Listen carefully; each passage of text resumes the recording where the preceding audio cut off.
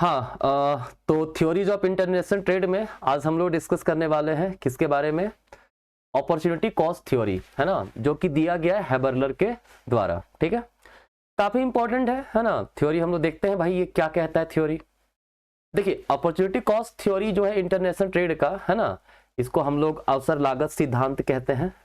ये 1936 में दिया गया, किसके द्वारा? हैबरलर के द्वारा। ठीक है, according to the theory difference in opportunity cost lead to comparative advantage. मतलब ये थ्योरी कहता है कि अवसर लागत जो होता है ना, जो अपॉर्चुनिटी कॉस्ट होता है, उसमें अंतर के कारण, है ना, क्या होता है उसके।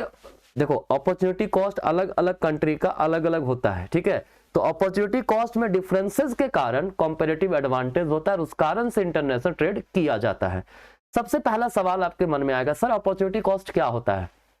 देखो, अगर आप अभी मान लीजिए वीट का प्रोडक्शन कर रहे हो, क्या प्रोडक्शन कर रहे हो? वीट का। ठीक है, और आप वीट का छोड़ के क्लोथ का प्रोडक्शन करने लगे। ठीक है, तो क्लोथ का प्रोडक्शन करने के लिए अपॉर्चुनिटी कॉस्ट हो जाएगा वीट का, जिसको आपने प्रोडक्शन छोड़ा।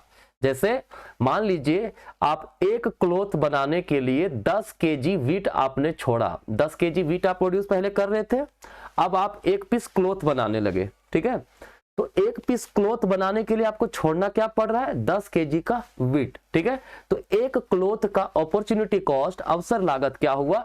10 केजी ऑफ वीट। ठीक है, ध्यान रखना, है ना। जिस चीज को प्राप्त करने के लिए आप जो चीज छोड़ते हो, जो छोड़ रहे हो, वही आपका अपॉर्चुनिटी कॉस्ट है। जैसे मान लीजिए आप अभी आप यूजीसी नेट का प्रिपरेशन कर रहे हो। ठीक है, आप किसका तैयारी कर रहे हो? यूजीसी नेट का। ठीक है, लेकिन आप करने लगे प्रिपरेशन यूपीएससी का। ठीक है, तो आप यूपीएससी का अपॉर्चुनिटी कॉस्ट आपके लिए क्या है? आपने किसका छोड़ा प्रिपरेशन? यूजीसी नेट का तैयारी छोड़ दिया और उसको छोड़ के आप यूपीएससी का तैयारी करने लगे, तो यूपीएससी का अपॉर्चुनिटी कॉस्ट हुआ यूजीसी नेट। ठीक है, तो आप यूपीएससी प्राप्त करने के लिए क्या छोड़ रहे हैं? यूजीसी नेट को छोड़ रहे हैं। जो छोड़ रहे हैं वही हमारा अपॉर्चुनिटी कॉस्ट होता है, लेकिन यहाँ पे हम लोग प्रोडक्शन के टर्म में देखेंगे। ठीक है, तो अपॉर्चुनिटी कॉस्ट का मीनिंग आप लोग को आई थिंक क्लियर है। ठीक है, चलिए देखिए, कुछ अजम्पशंस हैं, अजम्पशन देख लेते हैं। Straight line production possibility curve है। मतलब प्रोडक्शन पॉसिबिलिटी कर्व कैसा है? स्ट्रेट लाइन है। इसका मतलब है, मतलब यहाँ पे अपॉर्चुनिटी कॉस्ट कांस्टेंट है। ठीक है, मतलब जितना आप छोड़ रहे हो एक्स का, है ना, मतलब एक्स का जितना प्राप्त कर रहे हो उतना ही वाई आप छोड़ रहे हो। ठीक है, इसके बाद है फिक्स सप्लाई ऑफ फैक्टर्स। ठीक है, मतलब फैक्टर का जो सप्लाई है वो फिक्स है। ठीक है, उसमें कोई चेंजेस नहीं हो रहा है। फ्री ट्रेड बिटवीन कंट्रीज, विभिन्न देशों के बीच में जो ट्रेड हो रहा है वो फ्री हो रहा है। प्राइस बराबर मार्जिनल मनी कॉस्ट है। ठीक है, प्राइस ऑफ फैक्टर क्या है? मार्जिनल प्रोडक्टिविटी के बराबर है। मतलब मार्जिनल प्रोडक्टिविटी जितनी है उतना ही फैक्टर को प्राइस मिलेगा। मतलब फैक्टर के आने से जितना उत्पादन क्षमता में वृद्धि होता है वही उसका प्राइस होगा। ठीक है, अब कहता क्या है?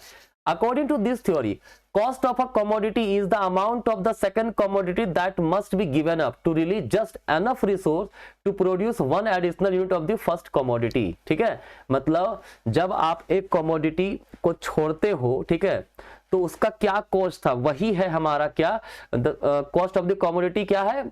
जब आप मान लीजिए एक क्लोथ बना रहे हो, ठीक है, तो एक क्लोथ बनाने के लिए आपने कितना त्याग किया वीट का? ठीक है, 10 केजी का वीट की प्रोडक्शन छोड़ा आपने। ठीक है, तो इस एक क्लोथ को बनाने का कॉस्ट क्या लगा आपका? 10 केजी का वीट, जिसका आपने त्याग कर दिया। ठीक है, the theory does not consider supply and demand difference, just the opportunity cost. ये थ्योरी बाकी थ्योरी की तरह डिमांड और सप्लाई की बात नहीं करता, ये सिर्फ बात करता है अपॉर्चुनिटी कॉस्ट की, अवसर लागत की बात करता है। ठीक है, अवसर लागत के आधार पर ही ट्रेड होगा। एंड तक देखो, पूरा अच्छा से समझ में आ जाएगा, एग्जाम्पल के साथ में बताऊंगा। ठीक है, कहता क्या है?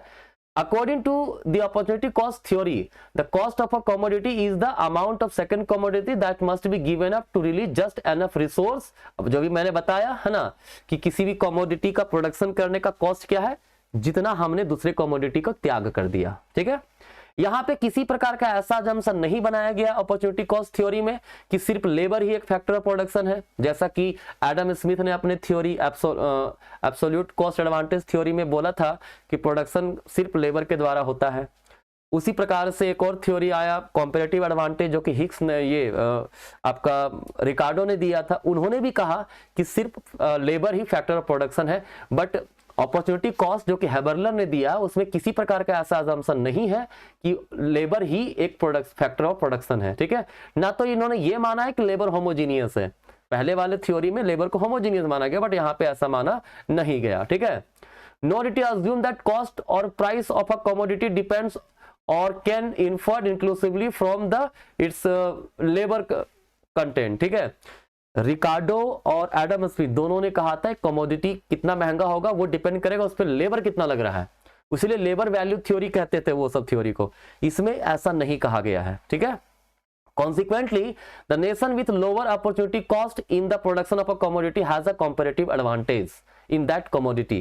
मतलब जिस कंट्री के पास कम हो, मतलब कोई प्रोडक्शन करने के लिए कम त्याग करना पड़ता है, तो उसको बोलते हैं वो कंपैरेटिव रूप से फायदे में है। जैसे मान लीजिए इंडिया है, इसको क्या करना पड़ रहा है, इसको 10 kg त्याग करना पड़ रहा है वीट का, ताकि वो प्रोड्यूस कर सके एक क्लोथ को, ठीक है।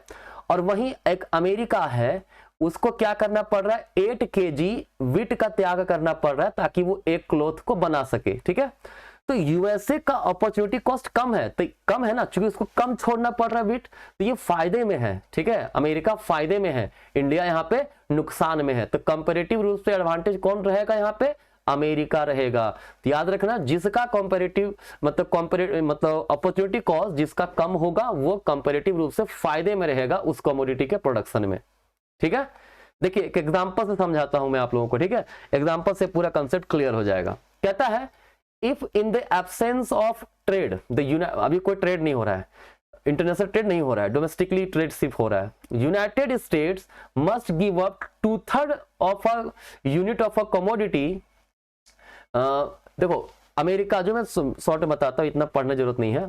अमेरिका जो है वो एक विट बनाता है, किसके द्वारा, 2/3 यूनिट ऑफ क्लोथ को छोड़ता है। तब अगर भी प्रोडक्शन कर रहा है, अगर वो 1 वीट का प्रोडक्शन करना चाहता है तो उसे 2/3 यूनिट ऑफ क्लोथ छोड़ना पड़ेगा। मतलब इसका 1 वीट का अपॉर्चुनिटी कॉस्ट क्या है, 2/3 यूनिट ऑफ क्लोथ। इसको हम लोग डेसिमल लिख देते हैं, 0 पॉइंट कितना होगा, 67 क्लोथ होगा, ठीक है। मतलब 1 वीट को प्रोड्यूस करेगा अमेरिका, तो उसको कितना त्याग करना पड़ेगा, 0.67 यूनिट ऑफ क्लोथ, ठीक है। वहीं अगर हम यूनाइटेड किंगडम की बात करिए, यूएसए की बात था, अगर हम यूके की बात करें, ठीक है, तो यूके क्या करता था, अगर वो 1 वीट बनाना चाहता है तो उसे 2 क्लोथ जो है वो सेक्रीफाइस करना पड़ता है, ठीक है। मतलब यूके का 1 वीट का अपॉर्चुनिटी कॉस्ट कितना है, 2 क्लोथ है, ठीक है। कोई दिक्कत नहीं यहां तक। देखिए यहां पे कहता है opportunity cost of wheat is lower in the United state. United state में क्या है, अपॉर्चुनिटी कॉस्ट 1 वीट का कम है, यूके में ज्यादा है, ठीक है। And the United state would have a comparative advantage over the United kingdom in wheat. तो इस हिसाब से यूएसए जो है वीट के प्रोडक्शन में कंपैरेटिव रूप से यूके से ज्यादा फायदे की स्थिति में है।